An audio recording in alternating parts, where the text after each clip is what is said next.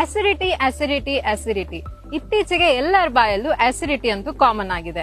ಇವತ್ತು ನಾವು ಈ ವಿಡಿಯೋದಲ್ಲಿ ಅಸಿಡಿಟಿ ಹೇಗ್ ಬರುತ್ತೆ ಅಂತ ತಿಳ್ಕೊಳ್ಳೋಣ. ಯಾವುದೇ ಒಂದು ಆಹಾರವನ್ನ ನಾವು ಸೇವಿಸಿದಾಗ ಅನ್ನನಾಳದಿಂದ ಹೊಟ್ಟೆಗೆ ರೀಚ್ ಆಗುತ್ತೆ.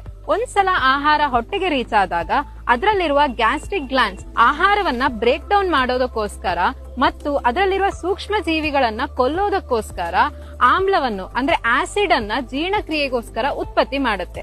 ಯಾವಾಗ ಅಗತ್ಯಕ್ಕಿಂತ ಹೆಚ್ಚಾಗಿ ಆಮ್ಲವನ್ನ ಉತ್ಪತ್ತಿ ಮಾಡುತ್ತೋ ಗ್ಯಾಸ್ಟ್ರಿಕ್ ಗ್ರಂಥಿಗಳು, ಆವಾಗ ಈ ಅಸಿಡಿಟಿ ಅನ್ನುವ ಕಂಡೀಷನ್ ನಮ್ಗೆ ಕಂಡು ಬರುತ್ತದೆ. ಅಸಿಡಿಟಿಗೆ ಏನ್ ಸೊಲ್ಯೂಷನ್ ಅಂತ ಕೇಳ್ತಿದ್ದೀರಾ, ಎಲ್ಲಿ ಸಿಗುತ್ತೆ ಅಂತ ಕೇಳ್ತಿದ್ದೀರಾ? ನಮ್ಮ ಲೈಫ್ ಅಟ್ ನೇಚರಲ್ ಸಿಗುವ ಗ್ಯಾಸ್ಟ್ರೋ ಎಕ್ಸ್ ಮತ್ತೆ ಪ್ರೋಬಯೋಟಿಕ್ ಎಕ್ಸ್ ಕಾಂಬಿನೇಷನ್ ನ ತಗೊಂಡ್ರೆ 3 ರಿಂದ 6 ತಿಂಗಳೊಳಗೆ ನಿಮ್ಮ ಅಸಿಡಿಟಿ ಕಂಟ್ರೋಲ್ಗೆ ಬರುತ್ತೆ.